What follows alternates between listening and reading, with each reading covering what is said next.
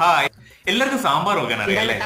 ഞാൻ ഇന്ന് എന്റെ റെസിപ്പി പറഞ്ഞു തരട്ടെ. ഒരു ഉഗ്ര സാമ്പാർ റെസിപ്പി ഒന്ന് ട്രൈ ചെയ്ത് നോക്കൂ. ഒരു കുക്കർ എടുത്തിട്ട് പരിപ്പും ചെറിയുള്ളിയും കറിവേപ്പിലയും കൂടെ വേവിക്കാൻ വെക്കും. ആവശ്യമുള്ള പച്ചക്കറികൾ കഴുകി അരിഞ്ഞെടുക്കാം. ഇനി ഒരു പാൻ വെച്ച് അതിലേക്ക് വെളിച്ചെണ്ണ ഒഴിച്ചിട്ട് വെണ്ടയ്ക്ക നമുക്ക് ഫ്രൈ ചെയ്തെടുക്കാം. ഫ്രൈ ആയ വെണ്ടയ്ക്കകത്തോട്ട് ബാക്കി പച്ചക്കറികൾ നമുക്ക് ആഡ് ചെയ്ത് കൊടുക്കാം. അതിലേക്ക് ഒരു 4 സ്പൂൺ മല്ലിപ്പൊടി, 3 സ്പൂൺ മുളക് പൊടി, 1 സ്പൂൺ മഞ്ഞൾപ്പൊടി ചേർത്ത് സോട്ട് ചെയ്തിട്ട് വെള്ളം ഒഴിച്ച് ഉപ്പും ചേർത്ത് വേവിക്കാൻ വെക്കാം. നന്നായി ഒന്ന് തിളച്ച് കഷ്ണങ്ങളൊക്കെ വേവാൻ തുടങ്ങുമ്പോൾ നമുക്ക് മുമ്പ് വേവിച്ച് വെച്ചിരുന്ന പരിപ്പ് ചേർത്ത് കൊടുക്കാം. എരിവിനനുസരിച്ച് 1-2 പച്ചമുളകും അതിനകത്തോട്ട് പുളിവെള്ളവും ചേർത്തിട്ട് ഒരു തക്കാളിയും കൂടെ ഇട്ട് കൊടുക്കാം. ഇനി സാമ്പാറിലെ മെയിൻ കഥാപാത്രമായ കായപ്പൊടി ഒരു 1/2 ടീസ്പൂണോളം ചേർത്ത് കൊടുക്കാം. 1/2 ടീസ്പൂൺ ഉലുവാപ്പൊടിയും ചേർത്ത് കൊടുക്കാം. ഇനി വേറൊരു പാനിലോട്ട് താളിക്കാനുള്ളത് റെഡിയാക്കാം.